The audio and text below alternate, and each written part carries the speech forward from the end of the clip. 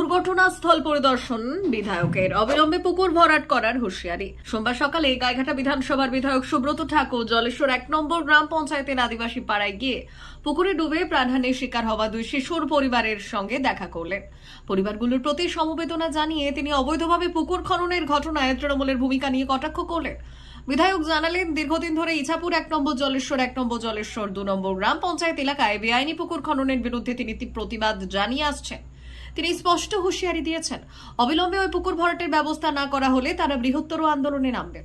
তার মতে, এই ধরনের বেআইনি মাটি কাটার ফলে পুকুরগুলোর গভীরতা বেড়ে বিপজ্জনক হয়ে উঠেছে, আর যা স্থানীয়দের জীবনের ক্ষেত্রে বিপজ্জনক হয়ে দাঁড়াচ্ছে। ভাষায় প্রকাশ করা যায় না। প্রচন্ডভাবে দুঃখিত। এই দুঃখ প্রকাশের আমার কাছে কোনো ভাষা নেই। কারণ আমিও 2 বাচ্চার সন্তান হারানোর শোক, এর থেকে কোনো বাজে কিছু হয় না। আজকে সেইখানটাতে আমি দেখেছি, 2টো বাড়িতে গিয়েছি, ওনাদের সন্তান 2টো চলে গেছে। আজকে আপনারা ভাবুন, এই যে আমার পিছনে যে পুকুরটা আছে, আপনি এটা জমি না এটা পুকুর বা জলার উপরে আপনি বুঝতে পারবেন না, কোনো পাটটার কিছু নেই। আজকে কত ফুট ডিপ জানেন? 20 থেকে 25 ফুট ডিপ। কেন? আজকে জমি মাফিয়া, এই যে বালি মাফিয়া যারা আছে, মাটি মাফিয়া, তারা নিচের যে বালি, সাদা বালি আছে, সে সাদা বালি তোলার জন্য তারা কতদূর পর্যন্ত খনন করতে পারে আপনার কোনো আইডিয়া নেই। আপনারা পাতকুয়া দেখেছেন? 30, 40, 50 ফুট পর্যন্ত জল যতক্ষণ না ওঠে, ভালো জল যেরকম খনন করে, নলকূপ যেরকম খনন করে, সেই রকম আজকে এই জায়গাতে করা হয়েছে। আমি গত 2-3 বছর ধরে এর বিরুদ্ধে আন্দোলন করেছি, ইছাপুর 1-এ এবং জলেশ্বরে এবং ধরমপুর 2-তে। বিধায়ক গ্রামবাসীদের দাবির প্রতি পূর্ণ সমর্থন জানিয়েছেন এবং প্রশাসনের দ্রুত পদক্ষেপের উপর জোর দেন। বাচ্চাদের কথা বলছি না, যারা বয়স্ক মানুষ যারা আছে, তারা যদি পড়ে যায়, সাঁতার না জানলে পরে, তাহলে পরে তাদের খুঁজে পাওয়া যাবে না। আজকে এর বিরুদ্ধে আমাদের লড়াই চলবে। আজকে এই গ্রাম শুধু না, এই যারা আছে, তাদের সব যত মানুষ যারা আছে, জনজাতি এবং আদিবাসী যারা মানুষ আছে, তাদের সঙ্গে নিয়ে এই লড়াইটা চলবে।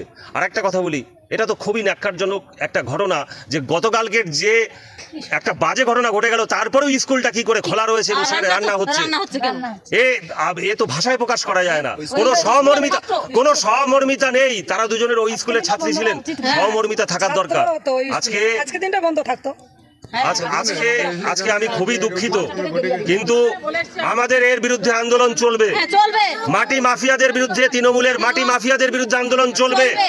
আজকে পুলিশের বিরুদ্ধে আন্দোলন চলবে, যে পুলিশের আজকে সহযোগিতায় এই জিনিসগুলো করতে পারছে তারা। আজকে বিডিও এবং বিএলআরওর সেখানেও আমাদের আন্দোলন চলবে, যে আজকে যে আপনাদের যদি সহযোগিতা না থাকতো, তাহলে পরে তৃণমূলের প্রধান এবং তৃণমূলের যারা আছে মাটি মাফিয়া, তারা এরকম ভাবে দাপিয়ে এরকম অবৈধ খনন করে আজকে 2টো বাচ্চা মারা যেত না, 2টো বাচ্চা আজকে এরকম ভাবে মারকোল খালি হতো না। আজকে এর জন্য দায়ী তৃণমূলের মাটি মাফিয়া যারা রয়েছে, তারা সম্পূর্ণভাবে দায়ী, এবং তার সাথে পুলিশ, তার সাথে বিডিও, তার সাথে বিএলআরও, তার সাথে লোকাল যারা আছে তৃণমূলে, তারা সবাই দায়ী। ব্যুরো রিপোর্ট, ভুবন গ্রাম সংবাদ।